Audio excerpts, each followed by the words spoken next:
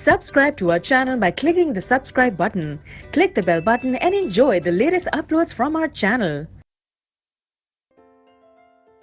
Chapter number 5, introduction to Euclid's geometry. इसमें हम देखते हैं कि इस चैप्टर के अंदर हम क्या क्या चीजें पढ़ेंगे। सबसे पहले we will study the introduction to geometry. Geometry क्या होती है और यूक्लिड्स ज्योमेट्री क्या होती है, कैसे इसको इंट्रोड्यूस किया गया। उसके बाद यूक्लिड की डेफिनेशंस, एक्सियम और पोस्टुलेट्स पढ़ेंगे हम, और एंड में हम equivalent version of Euclid fifth postulate देखेंगे। यूक्लिड का फिफ्थ पोस्टुलेट है, उसके इक्विवेलेंट क्या वर्जन हैं हम वो पढ़ेंगे। तो ये तीन चीजें हम मेनली ब्रॉडली इस चैप्टर के अंदर स्टडी करेंगे।